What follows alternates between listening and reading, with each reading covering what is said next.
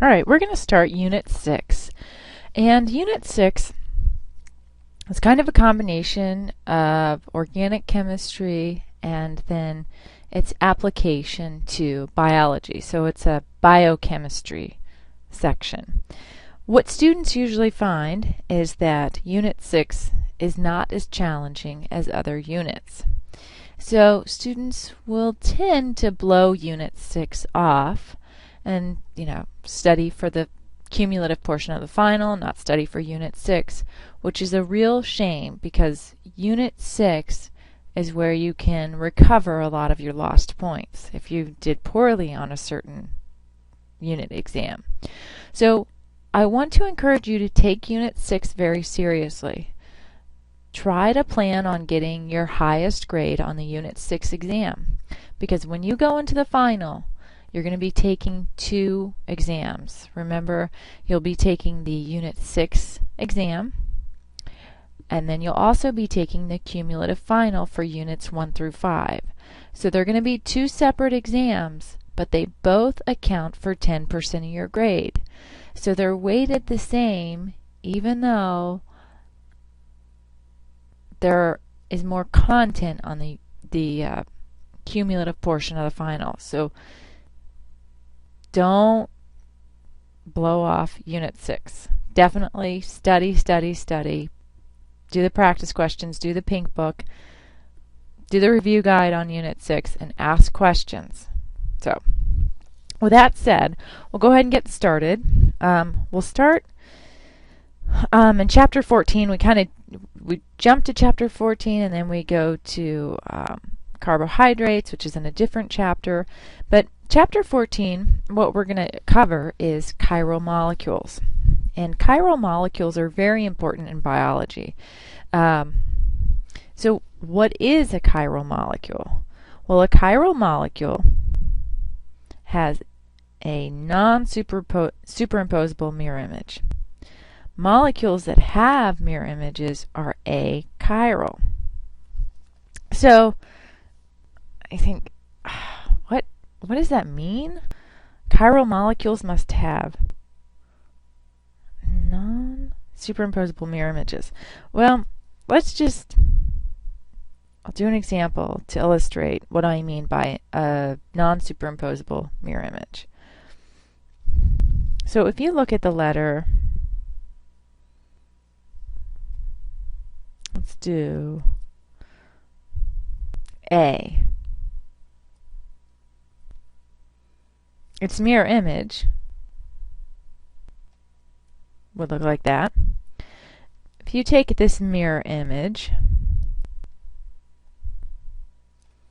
and imagine cutting it out of this piece of paper and trying to superimpose it on the original image,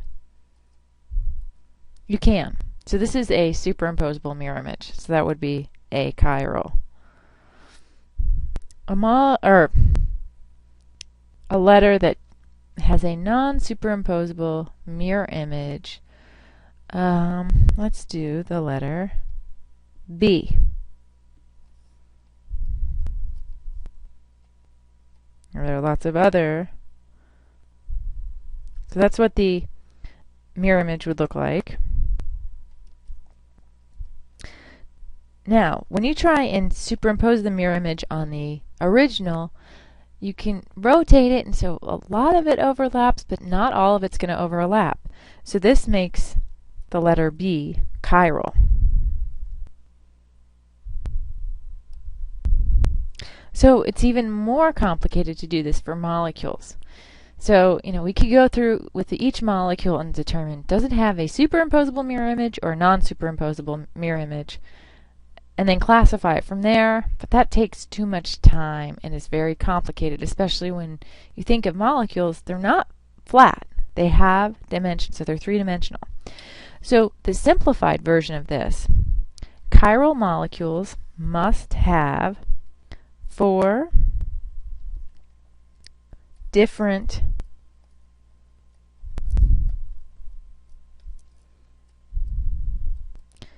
neighbors. So I have some examples below. Some are chiral, some aren't. So let's go through each one. So we're looking for a carbon that has 4 different neighbors. So let me add to this definition above, 4 different neighbors on carbon.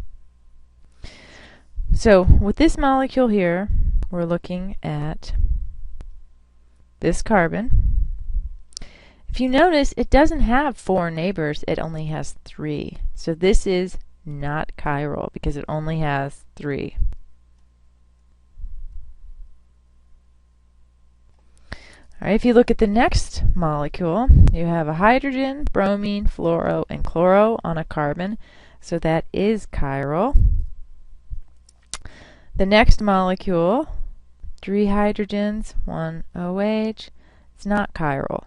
So that means in any molecule where we see a CH3, because that is just a CH3, those are not chiral carbons. So not chiral. This carbon here has 2 H's and 2 methyl groups, so it's not chiral. Again, you could see this written as CH2, CH3, CH3. So anytime you see CH2s or CH3s, those are not chiral. The next structure, you notice there isn't a chiral or a carbon explicitly written. It's just kind of a cross. So when you see a cross like that, the carbon is implied. So that goes there. So you have a hydrogen, hydroxy, CH3, CH2, CH3. So there are a lot of carbons in this molecule. So let's go through all the carbons and make sure that we are identifying the correct chiral ones, because there could be more than one. CH3 is out, CH3 is out, CH2 is out. This carbon here at the center of the cross, it's connected to 4 different groups. So you have an ethyl here, a methyl here, a hydrogen, and an OH. So this is a chiral molecule. Specifically, this carbon is chiral, the one that has an asterisk next to it. And then lastly, this molecule has 2 H's, an OH, and F, so it doesn't have 4 different neighbors. So this molecule is achiral. So perhaps you've heard of thalidomide. Thalidomide was used in the 50s and 60s to treat nausea. So frequently expectant mothers, had morning sickness, and they were treated with thalidomide. It wasn't approved by the FDA for use in the U.S., but in other countries it was used to treat morning sickness. And unfortunately, it was very effective at treating morning sickness, but it also caused birth defects. So it turns out that thalidomide is a chiral molecule. So it has a carbon that makes it chiral. So this is the structure of thalidomide here.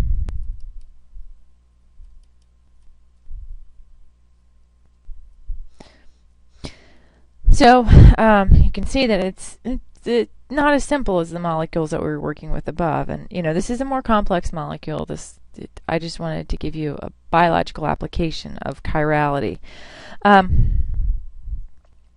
carbons that we can immediately eliminate as being chiral would be the ones with double bonds, because they only have 3 neighbors, so we can eliminate those. We can also eliminate nitrogens because they're not carbons. So remember that carbon must have 4 bonds, or not 4 bonds, but 4 different neighbors in order for it to be chiral. So if you remember, these carbons in benzene, they're just going to have 3 neighbors because of the double bond. So all of these are achiral. Okay, so that leaves us with 3 carbons to determine which one's chiral. So again, chiral molecules have a carbon that has 4 different neighbors on it. These geometric structures, the hydrogens are left off. So these 2 carbons have two hydrogens. So they have two of the same neighbors, so that makes them ineligible to be chiral. Leaves us with this carbon right here. It's got 1, 2, 3, 4 different groups, so this is the chiral carbon. So initially it was thought with thalidomide that if they only administered one of the mirror images of thalidomide, then they could get around the birth defects that thalidomide created, because they thought that one mirror image caused the birth defects while the other treated nausea. And it turned out that, when you take thalidomide, your body converts it to the other mirror image. So even though they tried to separate out the mirror images and administer them separately, your body converts them to either one. So as long as you're not pregnant, thalidomide can be a very effective drug. And it's gotten such a bad label, but it is being used for alternative therapies. So it's unfortunate that this drug caused a lot of birth defects in other countries, but it's still being researched for other possible uses in cancer therapies, lots of different applications. So they're always working on these. So on the next page I have some molecules to go through and determine which carbon is chiral in these molecules. So I have ibuprofen, aspartame, and then threonine. So I want you to hit pause and circle the chiral carbons. And there could be more than one in these molecules.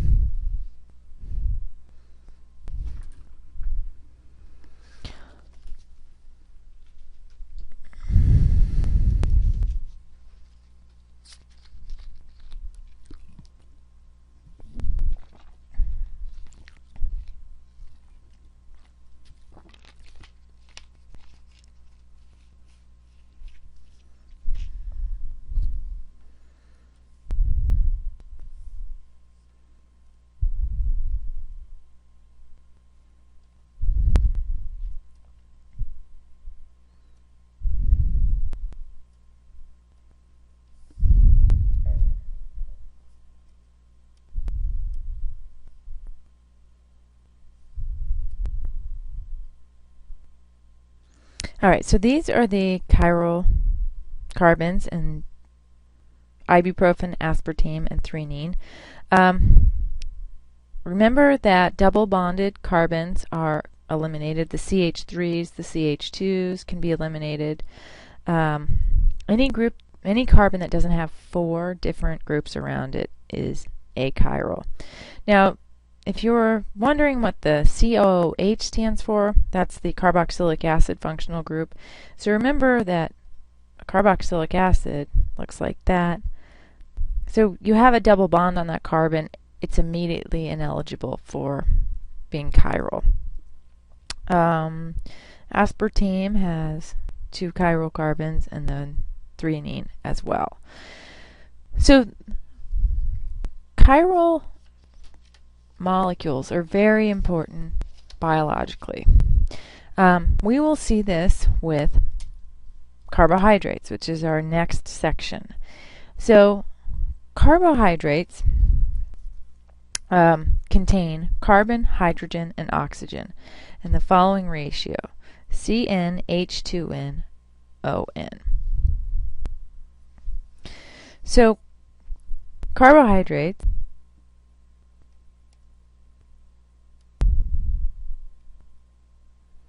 can be classified in 3 ways. They can be classified as monosaccharides, so small carbohydrates,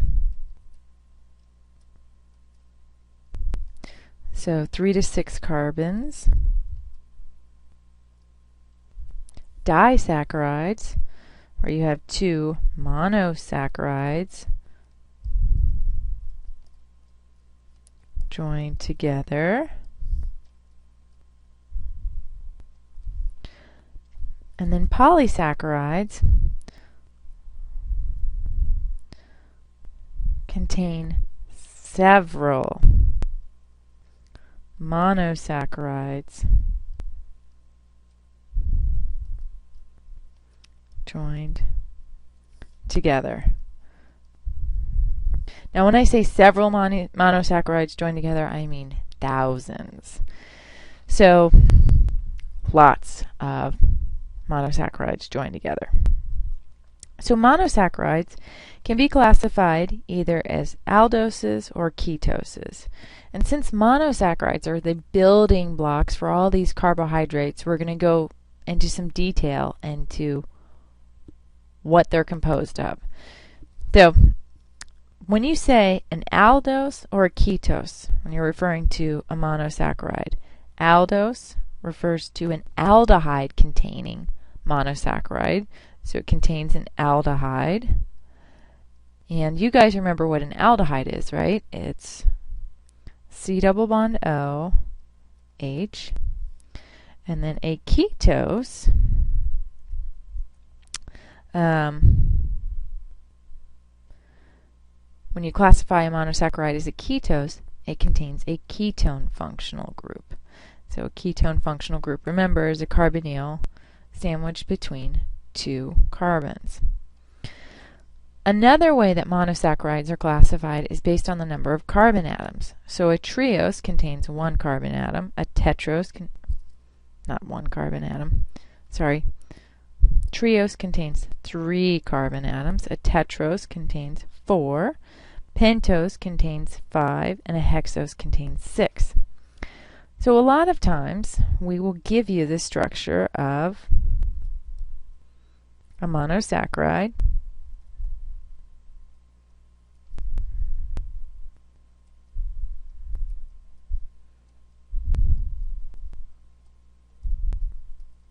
so this would be a monosaccharide.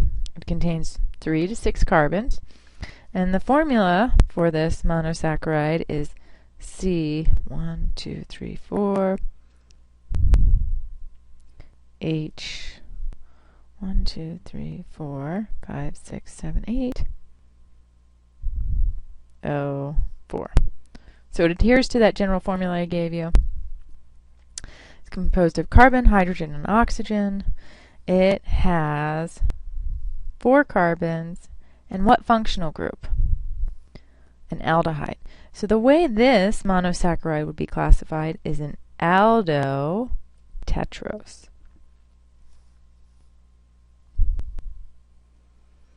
So what the structure I just drew is a Fischer projection.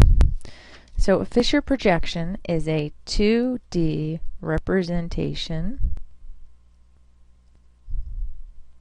of a 3D molecule. So it's been flattened out. Now with Fischer projections, if we give you a Fischer projection, in addition to determining if you have an aldose or a pentose or how many carbons it has, we will ask you to classify it as D or L. And so when you're looking at the Fischer projection, you look at the chiral carbon furthest away from the carbonyl in the Fischer projection. So that's why we went through and learned how to classify chiral carbons. So this is the carbonyl here. If you look at the carbons, the next carbon, that's chiral because it has 4 different groups. So I'll put a little check mark. So this one's chiral, this one's chiral, this one's chiral. You get to this carbon, it's not chiral. You do the same thing over here, chiral, chiral, chiral, not chiral. So let's read these directions again. To determine if a monosaccharide is D or L, look at the chiral carbon furthest away from the carbonyl in the Fischer projection. So the chiral carbon furthest away from the carbonyl is here and here.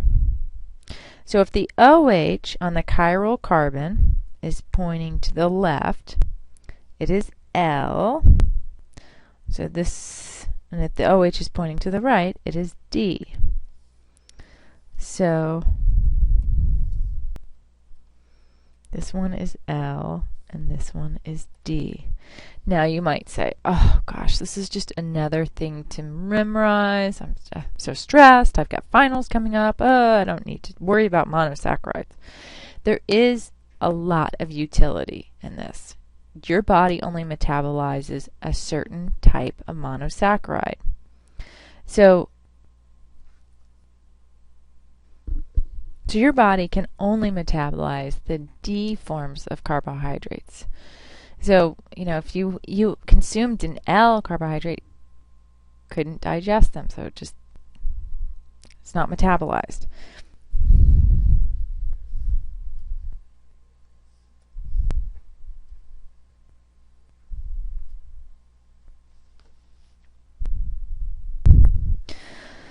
So on the next page,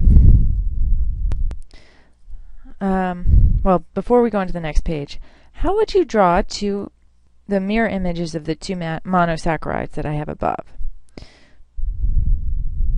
Well, if you think about putting a mirror and just kind of flipping them, the top and the bottom carbons don't matter because they're not chiral. So these aren't chiral. What does matter is the ones in between, because those are chiral carbons. So you're just going to have the OHs get flipped. OHs get flipped, and then the H's. So when you draw the mirror image, you're going to be converting the L form of the monosaccharide to the D form. So this is the D form. If we draw the mirror image of this one,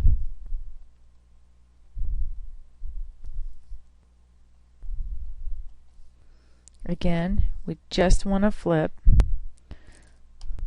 the chiral carbons. So those are the ones on the middle. So flip the OHs, flip the OHs. Now a lot of students at this point say, why can't I draw my OHs like this? Why can't I say HO? Remember that hydrogen can only have one bond.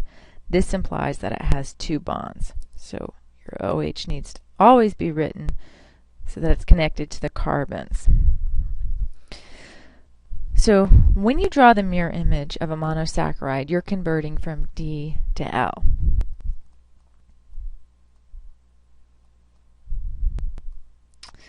So I want you to classify these two monosaccharides that I have here. How would you classify them? Well, let's see. This first one has 1, 2, 3, 4, 5 carbons, so it's going to be a pentose. It has an aldehyde, and I wanted to point out that aldehydes can be written as CHO, or they can be written C double bond OH. So this is going to be classified as an aldopentose. Is it a D or an L? Remember, look at the chiral carbon furthest away from the carbonyl. So the OH is pointing to the right, so it's going to be a D. So this is a D aldopentose. So D aldopentose. The structure over here, again, we have an aldehyde. The OH is pointing to the left, so it's going to be an L.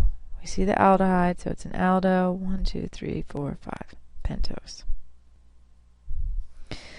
So you need to know how to classify these monosaccharides. Either they're an aldehyde or a ketone, how many carbons they have, 3 to 6, and then whether it's D or L. Another skill you need to know how to do is to draw the mirror images of the monosaccharides.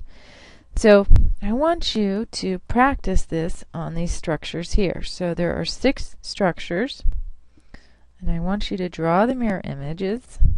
Again, you don't have to worry about flipping the achiral carbons. If they're not chiral, you don't have to worry about flipping them. And then I want you to classify them as D or L, and whether an aldose or ketose or triose through hexose. So I'm going to go through an example with you. Let's do this structure here. So I'm going to draw the mirror image. The top and the bottom carbons don't matter because they're achiral. I'm going to flip this one so the OH goes here. Now, this carbon right here is achiral. Why? Because it doesn't have 4 groups attached. It has a double bond, so it only has 3 groups attached. So it's achiral. If you wanted to, you can leave it as is, pointing to the left, or you can point it to the right.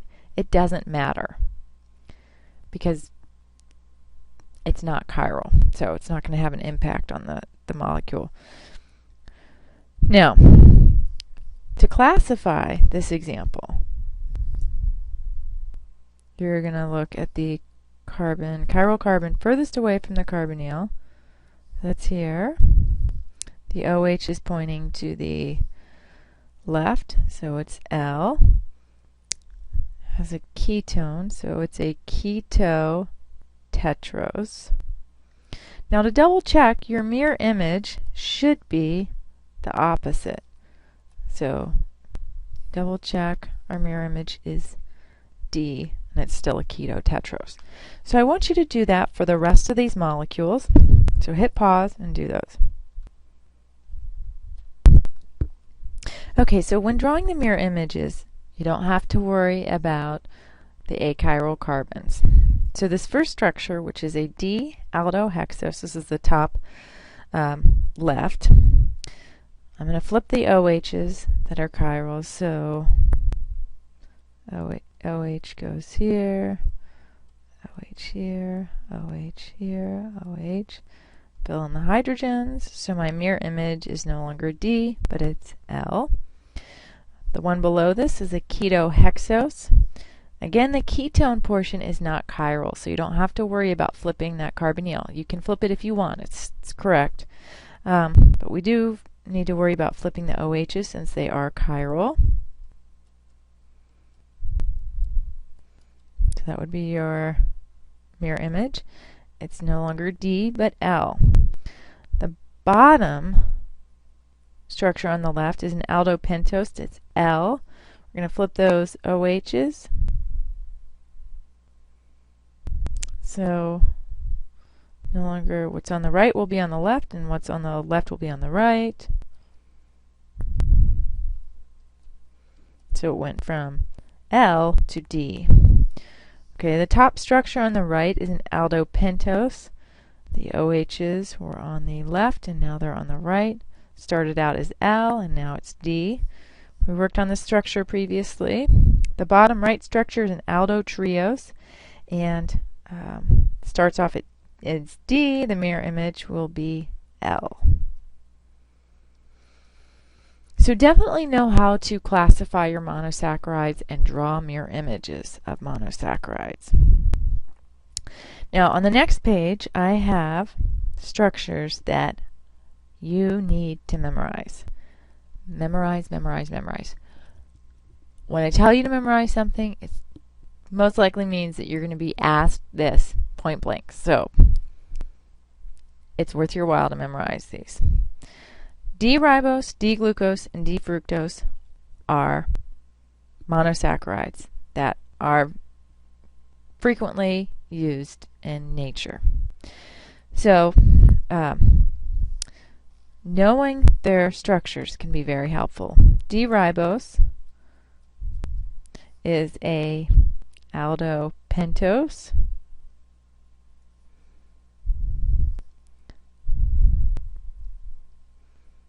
So it has 5 carbons and an aldehyde. All the OHs point to the right.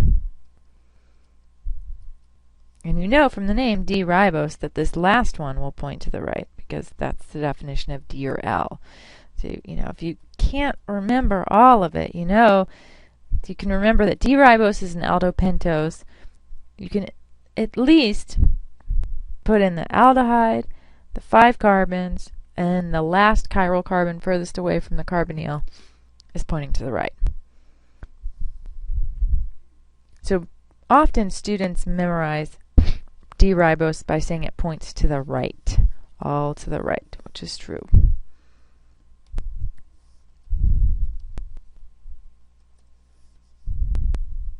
The next 2 monosaccharides that you're going to have to memorize aren't as easy to memorize as D-ribose, but at any rate, you need to memorize them.